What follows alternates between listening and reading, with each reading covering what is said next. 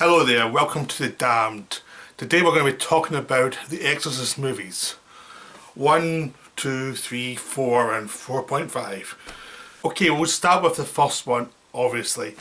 And the first one's the only Exorcist movie that actually has, respect, good reviews, been re-released, blah blah blah. It's one of those films that's viewed as a classic. And I can respect the movie, but I don't love it. The main problem for me is I don't believe in demons, demonic possession, a lot of religious elements, so it's not a scary movie for me because I don't believe in any of the stuff it talks about. I can find it interesting as fiction, which I do, but and it helps develop in interesting ways, but I don't actually get scared by anything. I don't believe in the Antichrist. I don't believe in the devil. I don't believe in any of that stuff, so it's hard for me to actually get scared by thoughts of demons possessing people. I just think it's mental illness, really. So there's no irrational side of my brain that goes, oh, that could be possible or anything. There's just nothing there that makes me think this is possible. But on the other hand, it is a good fiction, and the first film really delivers on that. I mean, it's a very simple film. A girl gets possessed. It takes the first half of the movie for them to understand she's actually possessed and hasn't got an illness. The second half of the movie, her mother brings in a priest to him, brings in another priest to exorcise a demon. It's very simple, very simplistic actually. I mean, there's no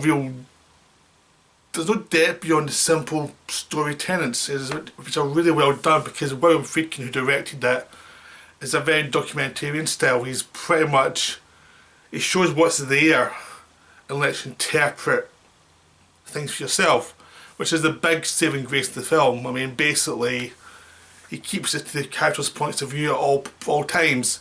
So you're in with the characters, you're not in with the mythos or anything. You're actually in with what the characters are saying at every opportunity. When something happens that would make you think that's a bit dodgy, the characters think it's a bit dodgy, and he builds it up that way. So he builds up the horror by suggestion, by people reacting with something close to reality, realistic acting style, shots that aren't over the top. I mean, the effects are very subdued compared to most effects now. Everything is done for realism. That's really what works with the film, is the direction. The direction is the thing that sells this film. If a different director made this film, it would have been a disaster, because you can see how it could go wrong so easily. And they just got the right director, the right sensibility to deliver in this film and what it needed. And I'm a big freaking fan actually. I like a lot of his films. This is one of my least favourite of his really good films, because the subject matter doesn't really interest me that much, but it's so well directed. To me, it's really well directed. I mean, he keeps cutting for tension, so the scenes go at a certain point, they cut fast to the next scene, you feel there's some violence when it cuts, and that progresses and progresses, so that when we get to the actual scenes of the priest arriving to the exorcism, the camera basically then it's slowed down slightly and just kicking every so often, but it's paced so well with the cuts that the cuts actually mean something. And and he knows exactly what he's doing. It's one of the great things of the film is it's so well edited. The problem is they did a writer's cut later, years later, and it wasn't half as good because it added scenes that took away from that progression, that simple basic boom boom boom, using cinematic elements like editing and composition to actually deliver the story. And the where it's cut, there's a lot more, there's some added scenes that just slow everything down and explain stuff that's implied, and it doesn't have the same power that the film has in the original version. So it's one of those films that the theatrical version is so much better than the extended version. And the acting's really good in this film as well. I mean, basically Ellen Burstyn is the lead, and she's the mother of the possessed child, and she's terrific. She really is realistic Everything's normal. She can be glamorous, she can be downtrodden depending on what the scene is. She's not perfect. It works great because it's a realistic person and you can follow the story through her. You can also follow the story through the main priest, which is Father Karras, played by Jason Miller. He's really terrific in this film. It's amazing he never went on to do much beyond this because he's very empathetic, but there's still sort of there's a kindness to him, but he's also world weary. He knows the reality of what's going on around him, but there's still kindness that jumps through beyond that. So, and there's intelligence to him that really delivers, so that you know that that the demon's up against someone who's capable, even though he's flawed. So those are the two main characters. In fact, they both are flawed, but focused on helping as a girl really makes it work. I mean, the other performance is Linda Blair as Regan, and she's good as Regan. It's one of those things you don't really know how much was her after she becomes the demon, because there's stunt doubles, there's makeup, there's directing to do this, do that, do the next thing. So I mean, she's fine as a little girl. When she becomes a demon, you're never quite sure much manipulation going on, because Friedkin's very good at focusing his act on certain things. And she's been terrible at everything else, so you're never quite sure how good it is, or if it's just a fluke, this is the one good performance. But she's really good in this film, and it really works. And if she didn't work, the film wouldn't work. So she's well cast here. I mean, Max von Sydow's Father Merrin, he's good, but Max von Sydow's always technically good. I don't get the feeling from him in this film that it's a great passion of his, this kind of subject matter. He does a good job, he delivers a character, and he does what he needs to do, and the part might be a bit more distance from the action than anyone else. So it works, the film, but it's not a great passionate performance or anything. He's much better than Bergman films, where he's going to get stuff to work on that probably interests him a lot more than this film would. But it's still a good performance. I mean, the whole film is really good, but there's just not that much to it. I mean, it's basically explains what it is, it does what it is, and I couldn't say much more about it because everything's on the surface. The whole film's on the surface. There's nothing below the surface. I mean, if you believe in demonic possession or the Catholic elements there, it probably is terrifying for you. But if you don't, you just notice it's a very simple story. Now, it's a very simple story, well told, but there's not much subtext to anything. Everything that's implied is implied to a degree that you can always see it. So there's no real subtext to anything that's going on beyond what you get in the story. So it's hard to say much more about it, because the actual idea is a simplistic idea about priest serving God, fighting a demon who possesses a little girl. It sounds ridiculous, it's well made, but it's not really that interesting a metaphor. I mean, the only thing you can really see is it may be a metaphor for how people are just like the idea of the children, next generation coming on and replacing them. But even that's not really in the film, that's just something you could add and look at and say, well, that could be interpretation. I don't think it really is. I think it's just something that's a potential thing it could be implied, but I don't think it's actually in the film. It's just something that's been brought up since then, but I think people read into stuff that's well made, so this could be another subtext to it. I don't think it is. It's just, this is the central idea. The central idea is good, that gets people interested. It's well made, but there's nothing really there beyond that. It's just a well made horror film, a well made intense family drama. So we're going beyond The Exorcist now, because the sequels, none of which are as effective as the first film, but quite a few of them are more interesting than the first film, except for one film we'll get to at the end. But they're all messy in some way, they've all been flawed in some way. This is a kind of weird idea, the sequels that follow on are very flawed, but they are interesting, so it's like there's a intriguing element to them that actually means I kind of like watching the sequels more than I would like watching the original, because the original was nicely done, but it doesn't really speak to me that much. The sequels are mad, but they're mad in interesting ways. So the first sequel was Exorcist II: The Heretic. Now this was hated hated by the audience, hated by the critics, hated by everybody. Nobody liked this film when it was released. Nobody likes it now.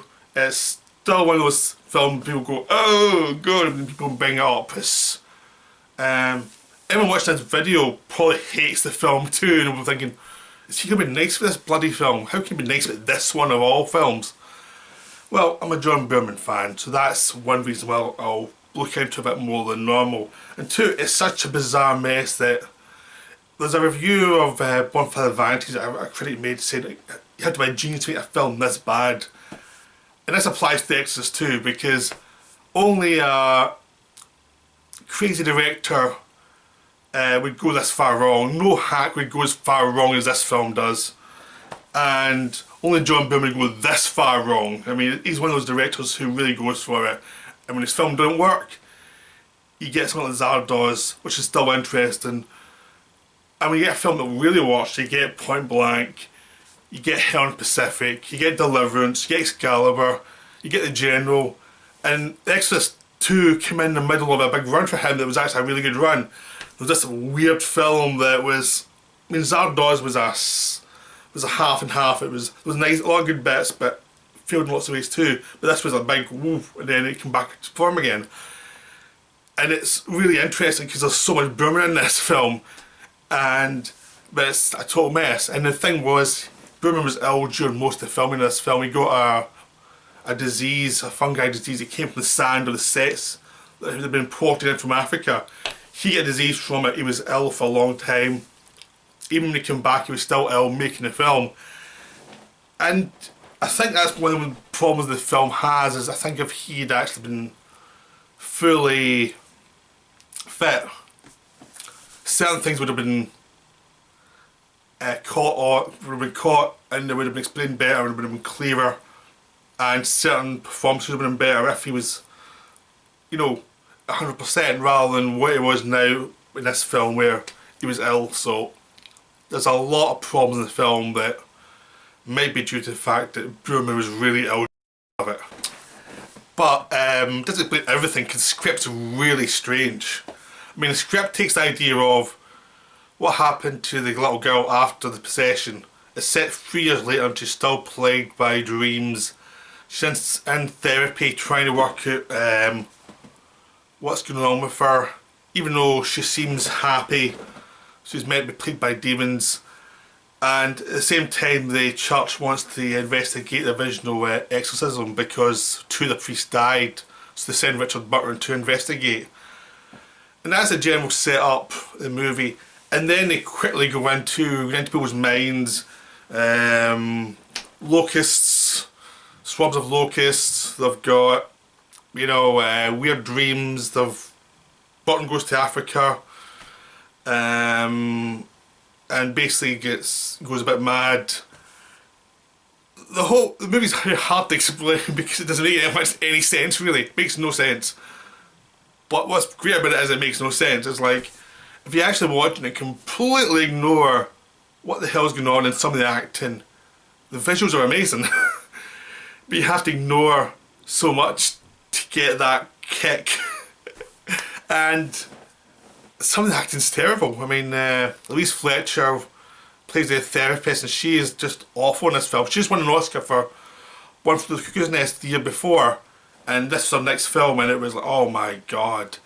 She was just terrible. Linda Blair is even worse. She is just awful in this film. She's cheerful the whole way through the film, no matter what the context. And it's really annoying. You want to strangle her, and Richard Burton tries to strangle her at one point in the film, and it's, you shouldn't be happy to see that, but you kind of are. Because she's really bad in this film. So I don't know what happened there. I mean, Max von Sydow's back in flashbacks as Merrin. He's fine. Richard Burton's probably miscast, but he's entertaining as hell, saying the most absurd lines, taking everything very seriously. But probably doesn't give a shit about the film. He probably doesn't care at all. But he's very serious and he's very old school acting style. And it's really entertaining, this film, where it's out of context entirely. It doesn't make any sense for the film. But it's really entertaining and it keeps you going through the film because he's so weird. And the whole film's like that. The film's so weird, you're watching it going, what the hell is going on here? But it's so enjoyable. I mean, there's lots of stuff about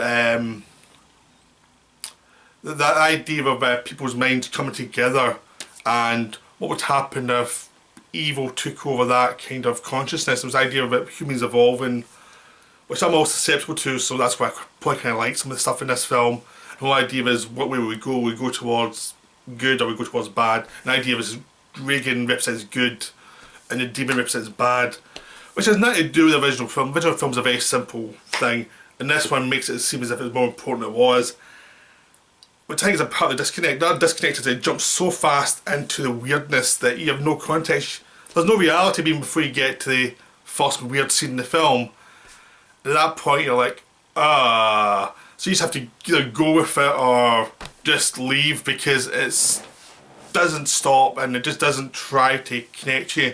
There's lots of weird steady cam shots, scenes going flying through these African lands. There's scenes where Linda Blair is sleepwalking in New York, and the skyscrapers, was quite creepy, and intercut with stuff going on in Africa, which is really weird, but it's brilliant to look at, because some of this stuff's great. But it should have been a different film. It should have been an Exorcist film. It should have been, this is the idea, and let's try and figure a way to do it, but don't do an Exorcist film because it doesn't connect at all. And I think that's a problem, because I think if they done a proper separate film based on the idea of minds evolving, it would have worked a lot better, and they would have had to ground it a lot more and work it gradually towards some sort of interest for the audience. That's when they just assume you know everything from the first film and jumps in a totally different style from the first film, and just is confusing as hell for most people. I mean, there's some stuff in the last act that makes, I have no idea why the hell is going on. It's kind of wonderful, but it makes no sense. Characters change their opinion every 2 seconds, and it's never scripted to see why they've changed good to bad or whatever. Linda Blair just looks weird, and she's trying to be sexy and she's awful. There's just points where nothing's making any sense, but it's still so entertaining, like it makes no sense. Because John Broome is, when he really goes for something, or even he's half going for it, he's so entertaining because he's so weird, and it's brilliant to watch some of this weirdness going on, even though someone in the studio should have said, what actually is going on here? Because it makes no sense, but it's kind of wonderful in its oddness and its bizarreness. So that's Exorcist 2. I love it, everyone else hates it, and I have no defence, so ah well. I guess I'm weird. Now we're going to Exorcist 3.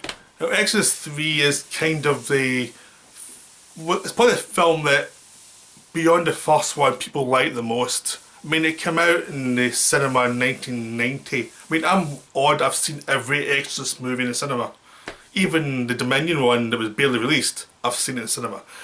But this one, I saw when it came out, and it's really odd because it was hacked about by the studio, and the studio didn't understand it, because it was a film about George C. Scott basically is faced by these murders that seem to have a supernatural element, are tied to act of original exorcism, because he's into a cell and finds Damien Karras in a cell, still alive, even though he died in the first one, and then he's talking as if he's this guy called Gemini Killer.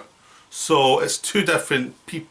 It's basically Karras is possessed by this other person, and all these murders are happening, even though this guy sitting in the cell seems to be the person behind it all, even though he never leaves the cell.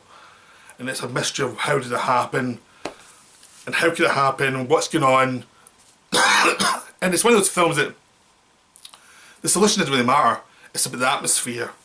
And it's a terrific little film actually. I mean, there's tons of weird stuff, there's weird dialogue, there's weird interactions, there's dream sequences. It's much more realistic based like the first one, but there's a lots of odd dialogue, because when Peter Blatty, who wrote the first one, wrote and directed this one, he's really a comedy writer, so there's lots of good jokes in it. But there's also, it builds and builds to this weird mystery. And George C. Scott is really big in this film. He's gives a large performance, but it's a really good one because there's lots of subtleties as well, and he's really enjoying himself doing this stuff. And there's lots of meaty scenes with him and Brad Dourif playing because when you go into, you see Karis when he goes into the viewpoint of the other character, the guy who's possessing Karis. It switches to Brad Dourif playing this guy who was the original Gemini killer. And the dialogue between him and George C. Scott are brilliant. They're just so subtle, and there's lots of little threats, and it's a wonderful set of sequences. I mean, it's a film that people talking is scary. I found this one when I saw it creepier than the original Exorcist because it tapped into elements of what's going on in your subconscious and weird like things you can't quite explain. So see, you're faced with this mystery, you can't quite explain how it's happening, but it's kind of creepy because the murders are explained rather than shown, so your mind gets an image of what the victim looked like rather than seeing basically a special effect. It's much more effective, and you really build. First 2/3 of the film builds and builds. There's lots of subtle things. Everything's very serious, but there's a really great sequence in a hospital where a nurse is getting stalked, which could be a cliche, but the way they do it is really good because it's just one camera that just moves back and forward, and people walk back and forward, and it really delivers. So there's lots of great stuff in this film.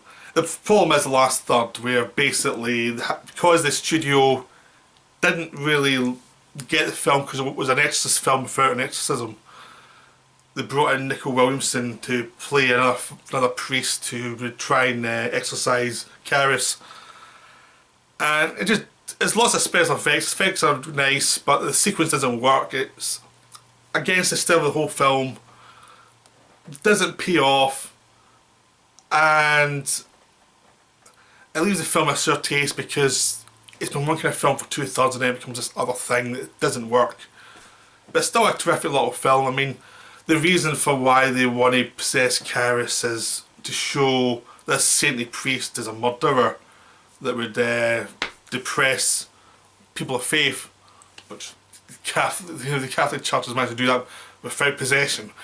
And basically, there's lots of little ideas like that really work, and a lot of details that are brilliant. So it's one of those films that should be better known than it is because it's for the first 2/3 is a wonderful little movie. I wish they actually restore it to what it should have been, because I think it would get a lot more respect if we saw what it should have been, because I think the last third puts a lot of people off because it's like, what the hell was that? And you can tell that it was built to something else, and you really felt the film just switch gears in a way that didn't work. So it's definitely worth seeing. It's a wonderful little film. I can't recommend it enough. Again, it's one of those things where the sequel statuses are actually more interesting than the original film. The original film was just simple. The sequels bounce off. They have to go in a different direction. They go in interesting directions, but they don't have the simple connection to the audience that the first one had. So the other ones aren't as successful. But they're more interesting to watch later because there's things going on we don't expect. Okay, now to Dominion. Dominion is the original prequel film to The Exorcist, all about Father Merrin in Africa trying to exorcise a demon out of a young boy. This film was made twice because they saw the original film, which was a very subtle film, and they hated it, and they didn't just recut it, they reshot the whole film as a different film, which was Exorcist the Beginning, which I'll get to in a minute, which is that's a terrible movie. But this is the good one. This is the actual one that Schrader made, and it's got its flaws, but it's a really subtle film. I mean, it starts with a horrible sequence where Father Merrin's during the war. Father Merrin is just a simple country priest who the Nazis have had some of the people killed, and either he chooses 10 people, says they were the people who did it, or they'll kill everybody in the town. And he's got the choice: have 10 people murdered or everybody dies. And he can't do it to start with, but he has to do it just to save people's lives, but it totally ruins him and totally destroys his faith. And that's a terrific sequence, but I mean, it's a little bit weird because the way it's edited, because the film wasn't finished editing, then it came back and Schrader only had a short time to finish it. This one sequence, the end of it, there's a stylization which, if they had a bit more money, I think it would work better. I think it was just, you'd tell it wasn't quite finished the way it should have been. It was a bit off, the pacing was a bit off of it, but it's still a terrific sequence. And I mean, the problem with the film is basically it wasn't finished because it was they saw the first cut, abandoned the whole film and started again. And then when Paul Schrader was brought back to finish it, he had very little money to finish it. So there's a couple of little things, like shots that go a bit too fast at times. A couple of little bits and bobs that don't quite work, which would have been fixed if they had more time and money if the film was still the main release film. But those are minor flaws, because I mean, the film is really about the idea about how evil spreads in the community and how people's biases can get manipulated, how people can get crazier and crazier over their enemies, and how things can just get out of control slowly over time as little things happen. People make bad decisions and evil spreads through that rather than one figure just being ha ha ha, I'm evil. I mean, the idea was that evil spreads through, everyone's flawed, every person's flawed, there's no one evil person, everyone's flawed, they've all got their biases, they've all got their weaknesses, and this idea that supernatural evil builds in that to create basically a war.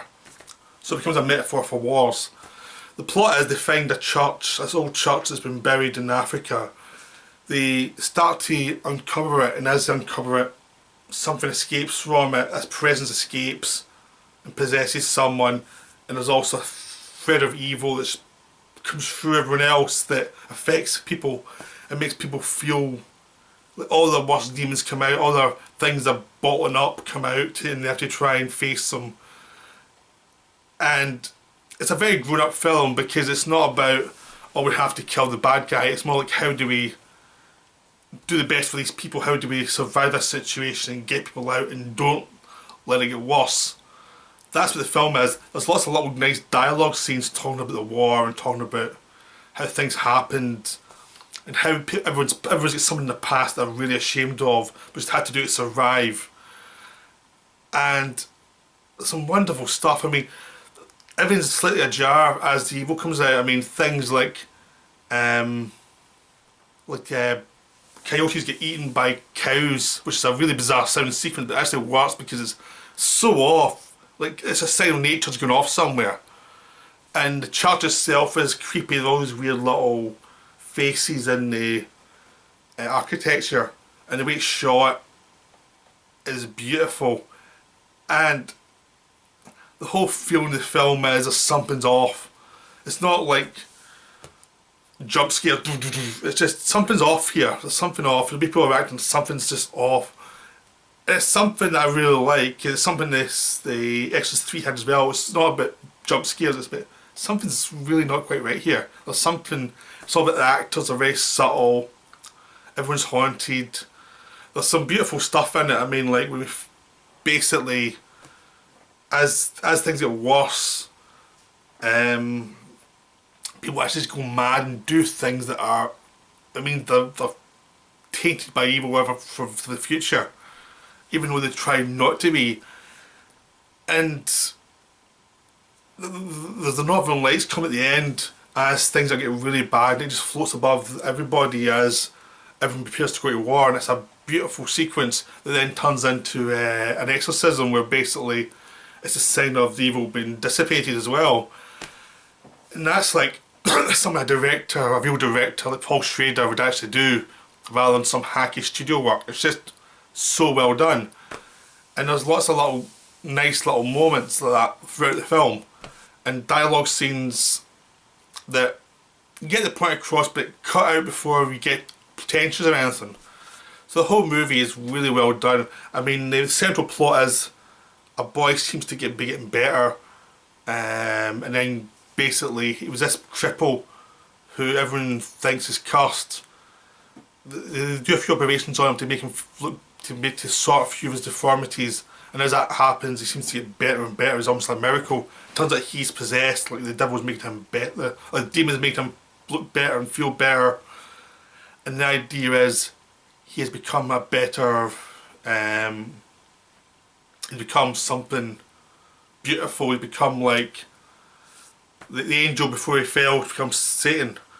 That's the idea. And he's the one that tempts everybody. And it's a really nice idea. I mean, it's not as direct as the first one, but it really works. It's a thing that just builds and builds. And it means when you go against them at the end to try and exorcise the demon, it's a different vibe to the first one. It's not going to play out the same, and the whole idea becomes evil is something where you let guilt go and you do whatever you want. It's not, and basically the idea is for goodness to survive, you have to actually face up to your sins and acknowledge them and take them with you and use them to prepare yourself to be a good person. And the idea of evil is they don't believe in sin and just imagine something else happened so you can go do whatever you want. And that's actually a good metaphor for evil in the world. So the whole film is very underrated. I mean, the problem was it came out after the remake of it, and it was telling a similar story. So when people saw this one, it didn't jump out as well as it should have, because you've already seen the story. But I mean, it means hopefully now people will have seen it now, probably hopefully see how good it actually is. It's a very strong film. So, terrific film. Hope everyone enjoys it. It's definitely recommended. It's another really strong film. It's probably my favourite of the Exorcist movies. I like it better than the first, actually, because I think it's a more humane film and it's more interesting. But that's just my taste. I mean, most people disagree with me on most of this video, so what can we do? Right, now we're getting to the really bad one. I mean, the Exorcist prequels have been pillared for being bad by lots of people throughout the years, but this is the actual one that's just unwatchably bad. This is Exorcist the Beginning, made by Rennie Harlan, who directed God knows many bad movies. He made a few good movies in the 90s, like Cliffhanger and Long Kiss Goodnight. And he even made one of the Freddy films that I quite like. It was a Dream Master, which is not very good, but I quite liked it. But he's been down slope for a long time, and this is his worst film. And he's made some bad films, but this is the worst because he doesn't understand horror at all.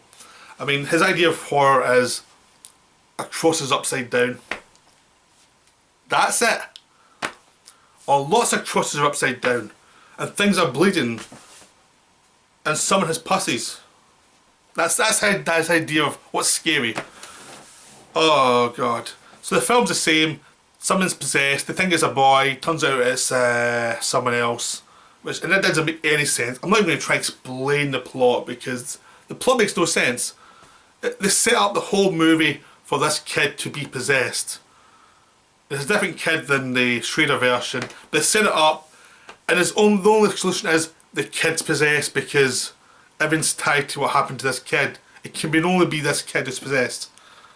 And it turns out it's this girl who's possessed instead. Even though in the original film they said it was a boy, they switch it around, they ignore everything. It's just awful. I mean, Stellan Skarsgård plays Merrin again. He played it in the Schrader one, he plays it in this one. Schrader one he's brilliant. This one he's cashing a check.